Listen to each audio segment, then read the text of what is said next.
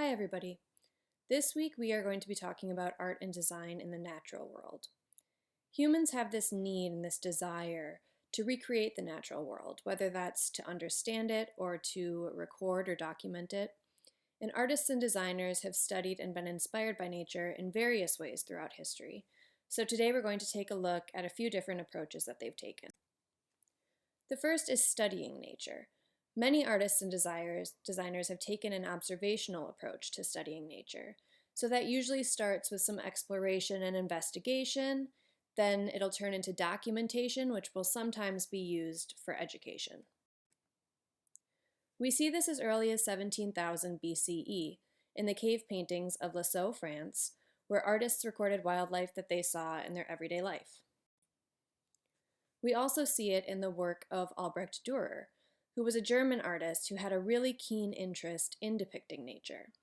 So notice here that this hare in the watercolor is the only subject matter. It's not a nature scene that happens to include a hare, but Dürer's interest here is strictly on the animal and on representing it accurately. So he's looking at its anatomy and its posture. He's looking at the way that its hair falls along all those different curves of its body. It's very realistic. It feels like you can touch it. The 16th century was a period when plants and animals were of special interest. Explorers were coming back from trips to exotic lands with stories and notes of things that they had seen. So Dürer based this drawing off of a sketch and notes made by an unknown artist in Lisbon. Dürer had actually never seen a rhino, and that's why there's these anatomical inaccuracies, like the plates of actual armor that maybe a knight would wear, and there's an extra horn on its back as well. So he was attempting to visualize a written description to better understand this foreign creature. He had a great interest in providing an accurate depiction of the animal and all of its parts. So here, in the wing of a blue roller, he's focusing only on the wing of the bird and the color and the texture of its plumage. His great piece of turf shows a patch of meadow in a very unique way. It's painted from the perspective of a small animal. So even though it's likely that Dürer painted it in his studio from separate studies of different plants that you see here, they're composed here in an extremely unified and naturalistic way. So we get a totally different view than we would normally as taller humans that would be looking down upon the blades of grass and the plant stems.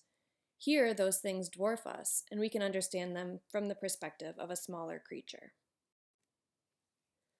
Leonardo da Vinci also studied animals, but in a more active and gestural way. Here we see more than 20 studies of cats and lions in various positions. He's showcasing the flexion and extension of the animal's spine. There's a dragon kind of in the center right that's this extreme version. It really twists and turns in multiple different ways. And some of these could have been drawn directly from life, like the sleeping cat, while some would have to been visualized on the basis of fleeting impressions, like the depictions of the cats fighting.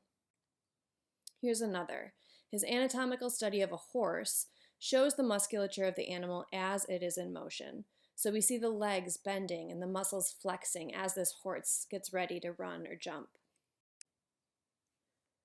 John James Audubon took an encyclopedic approach to documenting nature. He wanted to paint and describe all of the birds of America. To do this, he began traveling to the West before it was civilized.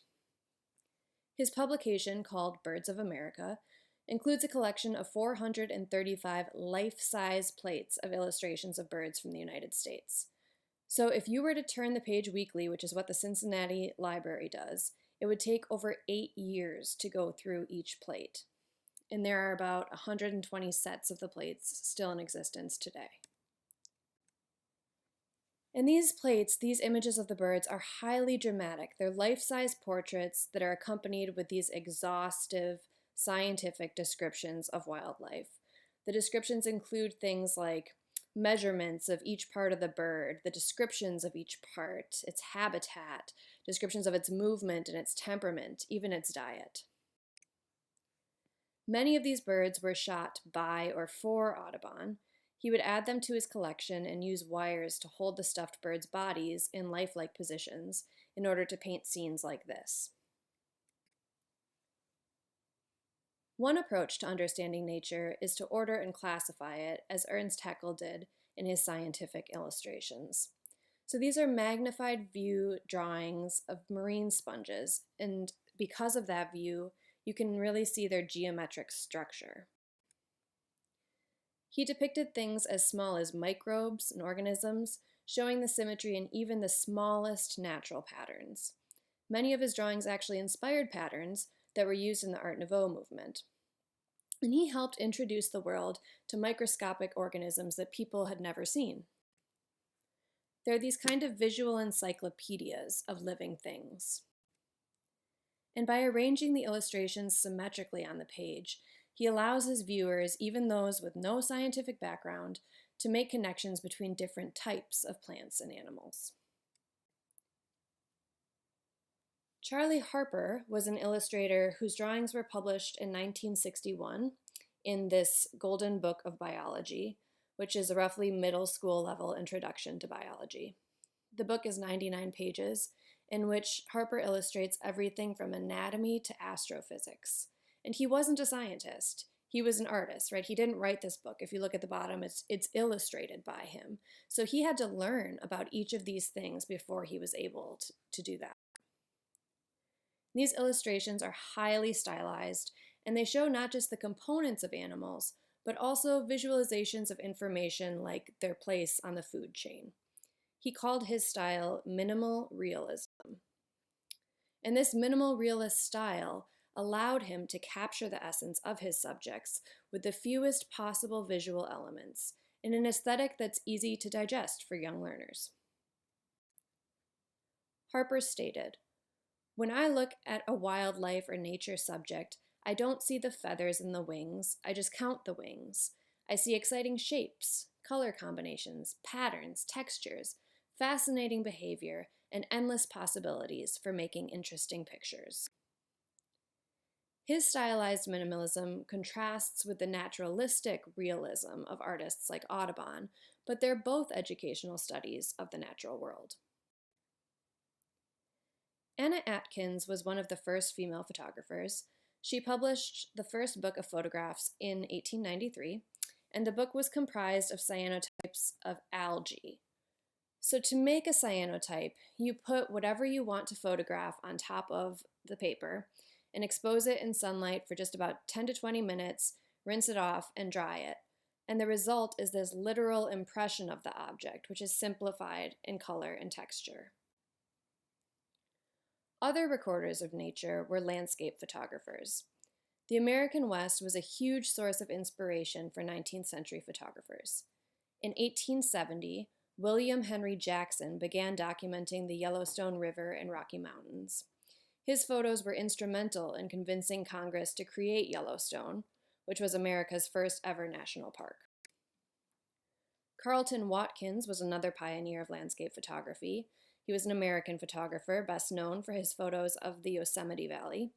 He famously used to pack up his large format plate camera, which used these huge 18 by 22-inch glass plates and tripods and tents on mules, and he would trek through the valley. And he and his work contributed to the kickoff of the national park movement in the United States. But Ansel Adams had perhaps the single greatest influence on this concept of the ideal American wilderness. He's best known for these evocative, dramatic landscapes of the American West that utilized something called the zone system of photography. So proper use of the zone system resulted in a foreground and a background that were razor sharp and completely still, but a middle ground that appears to move because there's this comparative lack of sharpness there.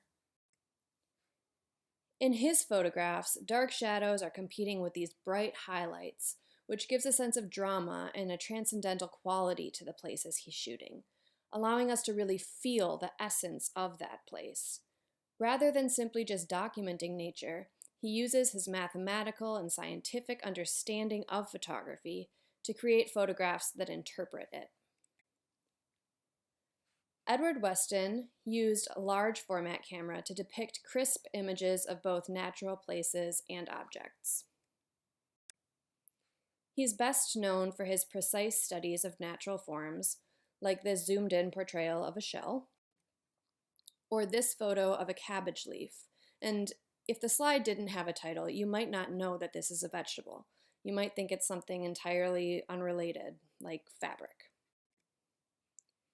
Hiroshi Sugimoto was born in Tokyo in 1948, and he has traveled the world to capture marine landscapes and create these really abstract canvases.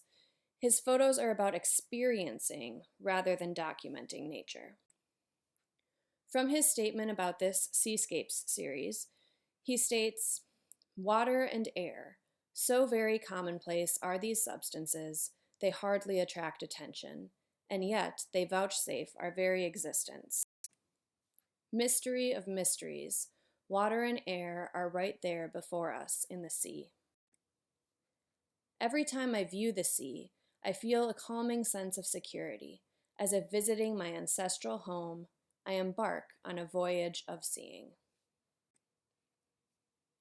Katsushika Hokusai had an entirely different approach to representing the sea, showing its power over humans. So here we're still seeing a study of nature, but it's highly stylized and saturated, with the human's relationship with the natural world as part of the focus. Hokusai was one of the leading ukiyo-e artists during the Edo period in Japan. Ukiyo-e images were mostly woodblock prints that were mass-produced for a wide audience. And this particular print dramatically conveys the idea that nature is large and we as humans are small. But it's just one of the prints from this series called 36 Views of Mount Fuji. The series focuses on showing Mount Fuji from numerous locations and in various seasons and weather conditions. It was produced between 1830 and 1832, at the height of Hokusai's career in his 70s. He used numerous colors, which is very difficult in woodblock printing, and it was a landmark in Japanese print publishing because of these innovative compositions, techniques, and coloration. Ultimately, it really was responsible for establishing landscape as a new subject for Japanese prints. Another approach, popular in the earthworks and land art movements that began in the 1960s, is an artistic interaction with nature. So these artists are still exploring and experimenting with the natural world, but they're doing so in a much more active way. Rather than just observing and documenting it, they're going out into nature and manipulating it to create their work. And the artworks, therefore, themselves are kind of threefold. There's first the act of creation of the work, then second, the documentation of that act, and then sometimes the creation of a site-specific artwork for viewers to go and visit. Earthworks and land art focus on taking art both out of the gallery in the museum as well as out of congested society, big city locations. The environmental art movement emerged in the 60s, and we began to see a large number of these site-specific works, most of them existing outdoors.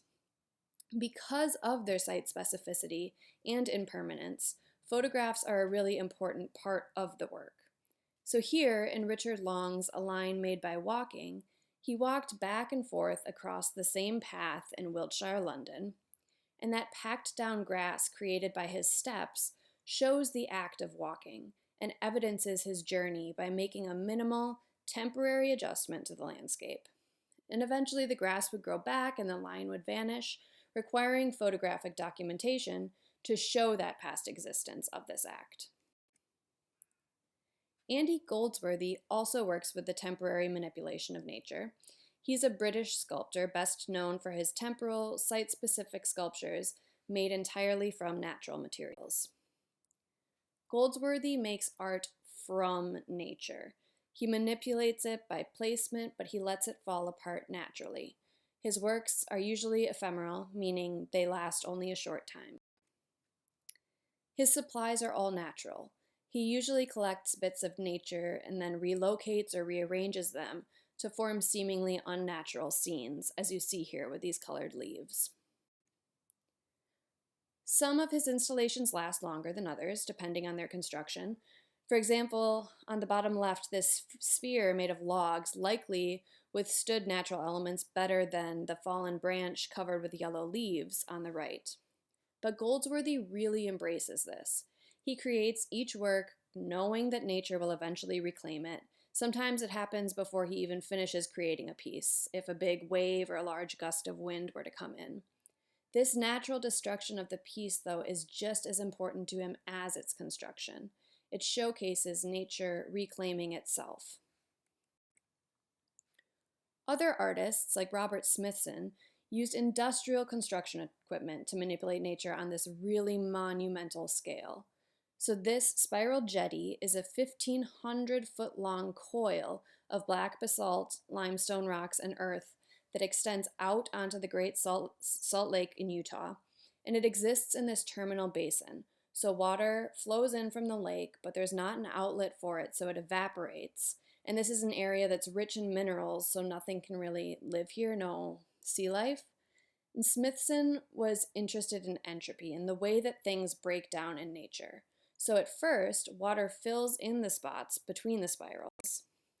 But when the water recedes because of something like a drought, it's sand that fills it. And this work was donated to the Dia Art Foundation in 1999, which raises a really interesting question of whether museums should be allowed to acquire these site-specific natural works. There's a question of who really owns nature. Michael Heiser's double negative is another example of this. It's a monumental sculpture that's made from subtraction. It consists of two long, straight trenches that Heiser himself excavated in 1969, moving some 240,000 tons of desert sandstone.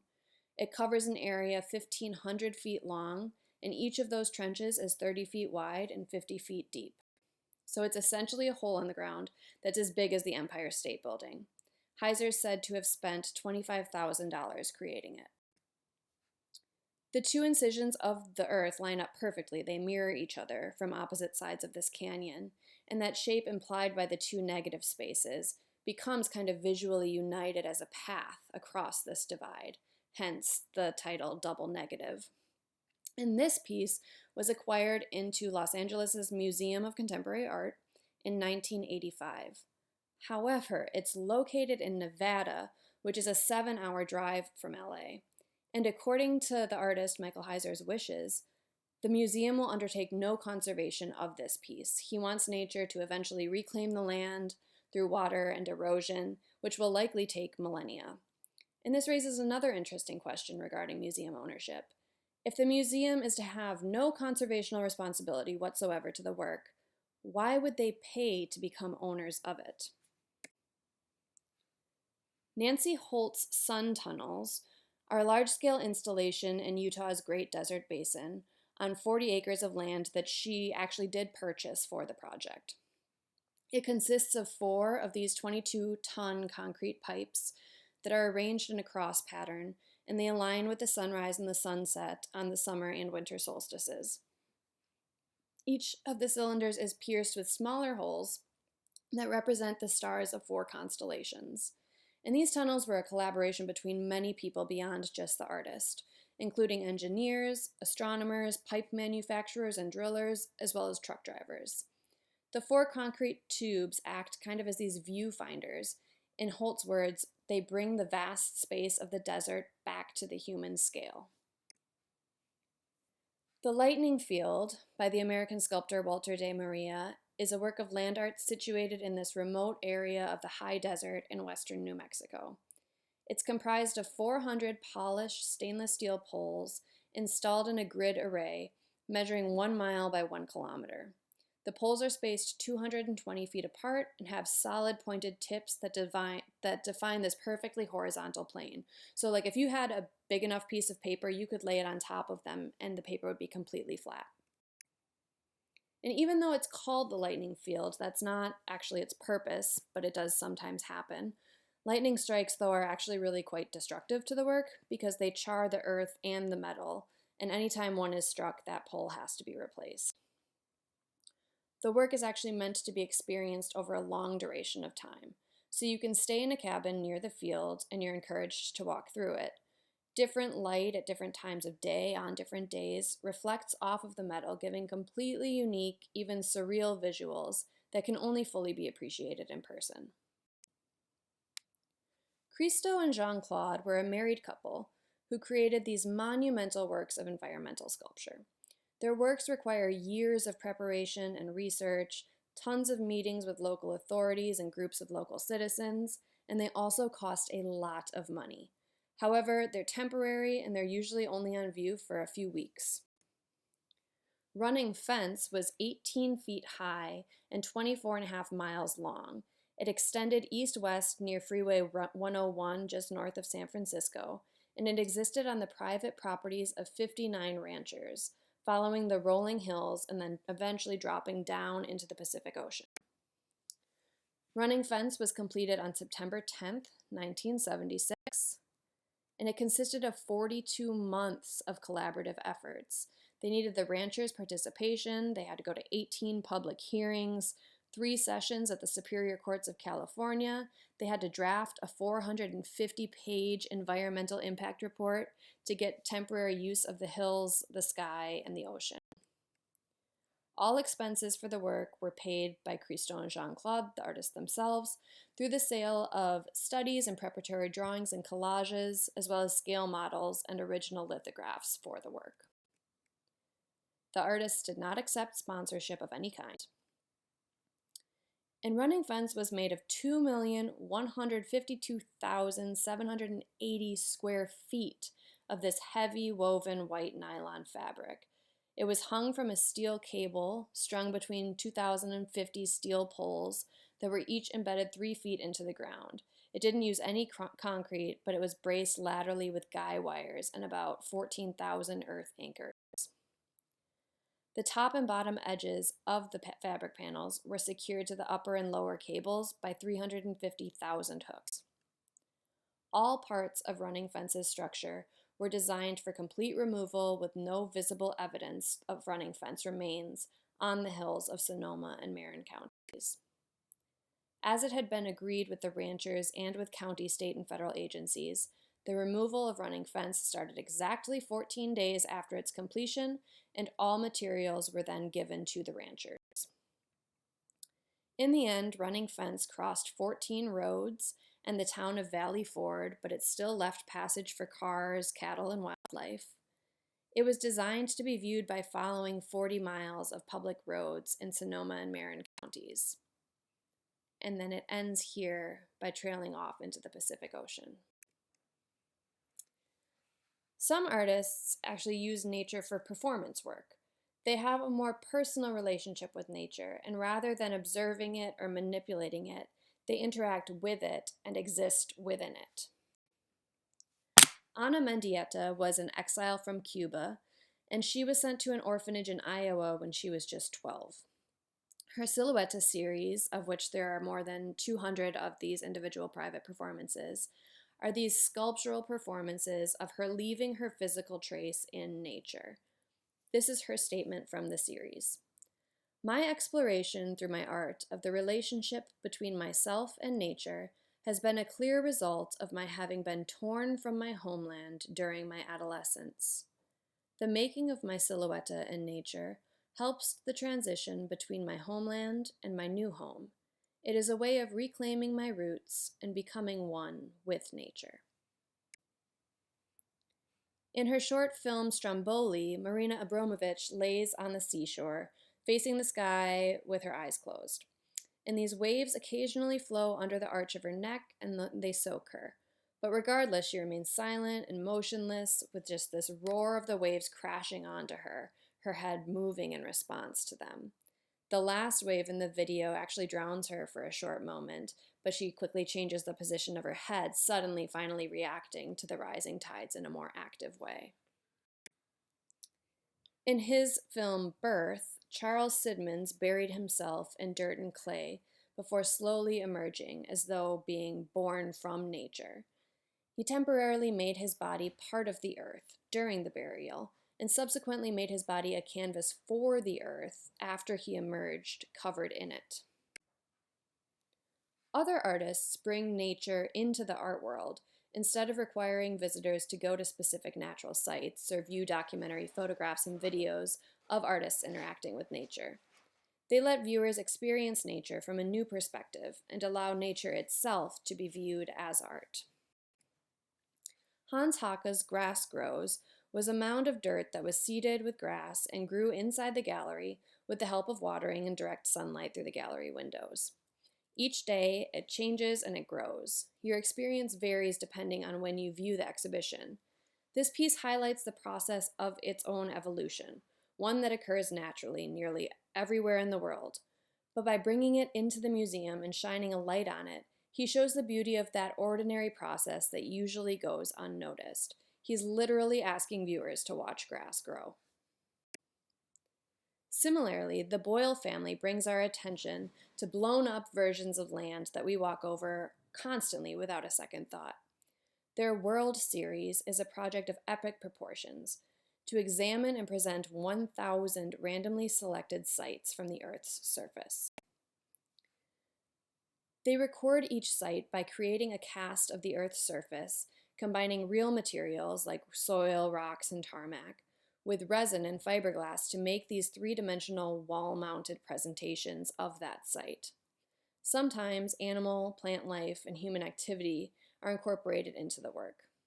And these are 6 by 6 foot squares. They're huge. They're flipping our perspective from one where we're usually perpendicular to the ground, walking on it without looking at it, to a parallel in-your-face view of what it is we are missing every single time we do that.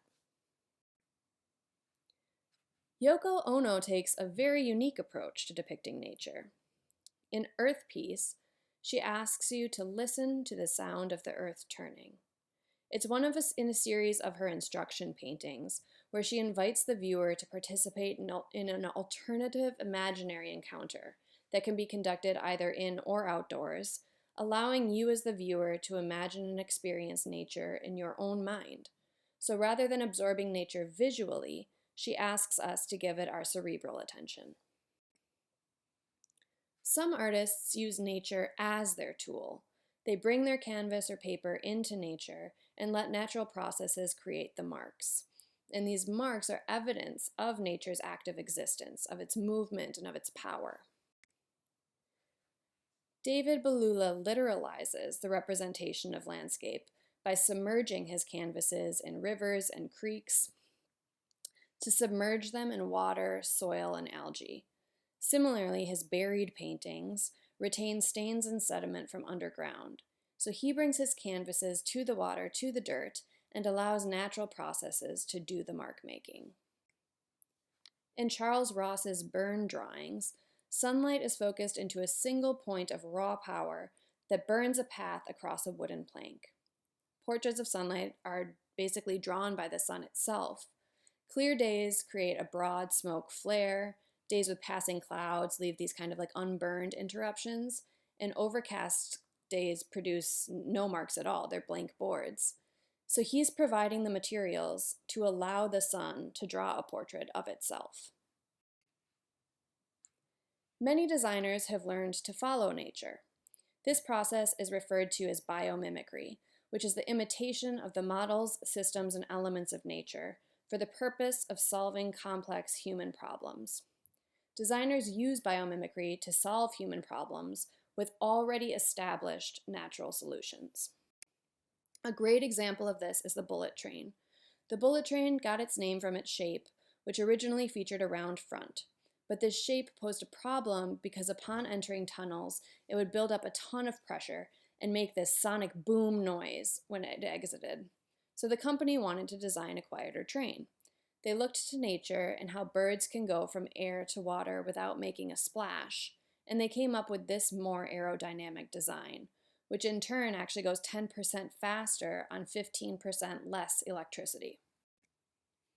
Similarly, the upturned wingtips that are now common on most airplanes are turbulence-reducing measures that were inspired by birds of prey. Speedo created the fast skin swimsuit after they observed the speed of sharks. Sharks are the fastest swimming marine creature. This is due both to their aerodynamic shape and their skin, which actually has these small teeth called denticles instead of scales. The suit itself was very effective, giving swimmers a 3% increase in speed. In fact, it was a little too effective. In 2000, 80% of Olympic swim medals were won by swimmers that were wearing this suit, and it has since been banned from competitions. Eco-conscious designers are implementing environmentally friendly materials and processes in order to contribute a minimal amount of environmental impact on the Earth. Shigeru Ban is a Japanese architect who uses eco-friendly materials and processes to replace structures that have been destroyed by natural disasters. His work utilizes cardboard tubes, which they're low cost, they're 100% recyclable and environmentally sustainable, and they also can withstand immense structural loads. In 2011, a 6.3 magnitude earthquake hit Christchurch, New Zealand, obliterating their cathedral, which was one of the city's most iconic landmarks. In its place, Shigeru Ban designed a temporary cathedral built from cardboard tubes and steel shipping containers. It has an expected lifespan of 50 years. People are not killed by earthquakes. They're killed by collapsing buildings, claims Ban. That's the responsibility of architects. But the architects are not there when the people need some temporary structure because we're too busy working for the privileged. But even a temporary structure can become a home, says Ban. The cathedral, which has a capacity of 700 people, can also be used as an event space and a concert space. The paper tubes are coated in waterproof polyurethane and flame retardant, making the structure an eco-friendly design that's also conscious of potential environmental hazards and really prioritizes the safety of its inhabitants. So some key takeaways here. Nature is obviously a great source of artistic inspiration, and there are various ways that artists and designers can interact with nature, including documentation, manipulation, collaboration, and then eventually implementation.